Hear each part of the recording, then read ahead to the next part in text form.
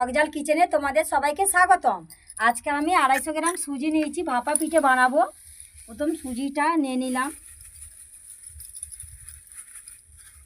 তারপরে এতে পরিমাণ মতন লবণ দিচ্ছি, তারপরে খাবার সোডা দিলাম পরিমাণ মতন। এতে আমি 500 গ্রাম দুধ নিয়েছি, এতে দিয়ে মাখাবো।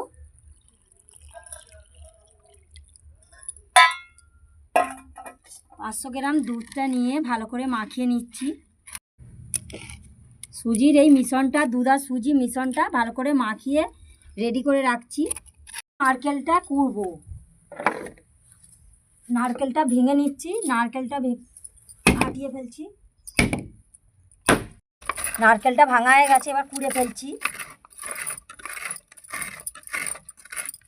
যেই সুজির মিশ্রণটা তৈরি করেছিলাম দুধ আরে দিয়ে, সেইটা এবারে 10 মিনিটের জন্য চাপা দিয়ে রাখলাম।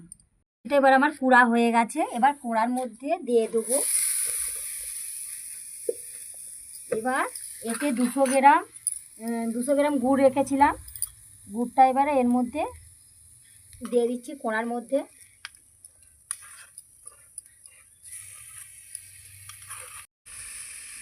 এক কাপ জল দিয়ে দিচ্ছি, গুড়টা যাতে গুলে যায়।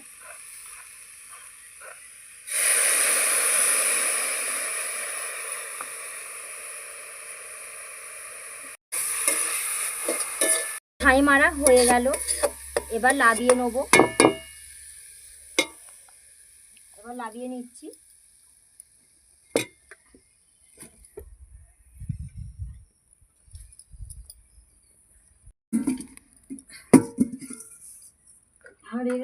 হাঁড়িতে 2 মগ জল দিয়ে দেবো।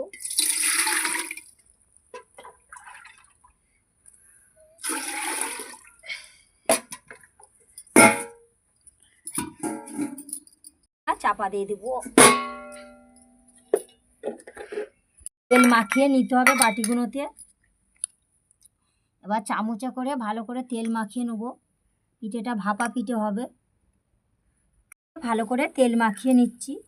হয়ে গেছে, এবার চাপাটা খুলে নিলাম। এবার এর মধ্যে দেবো মিশ্রণটা। এবার ফুলে এটা বড় হবে। এবার এর মধ্যে নারকেল করে দেবো।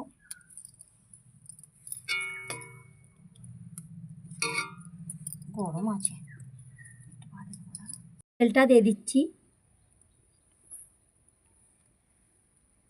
এবার এর মধ্যে মিশ্রণটা দিয়ে দেবো। বাটি কিন্তু ফুলে ভর্তি হয়ে যাবে, বাটির কোনো চিহ্ন থাকবে না।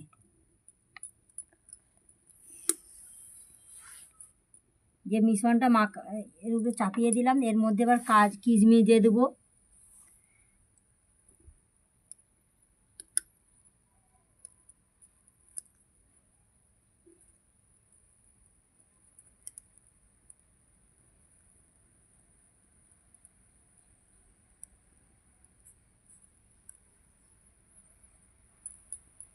দেখতে পাচ্ছ কত সুন্দর লাগছে দেখতে। এরম করে সবগুলো বানাবো। চাপা দিয়ে দিলাম। দেখছো কি সুন্দর দারুণ হয়ে গেছে। এবার লাবিয়ে নিতে হবে।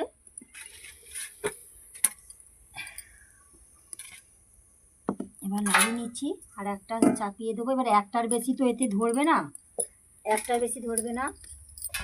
এবার এটা চাপতে হবে।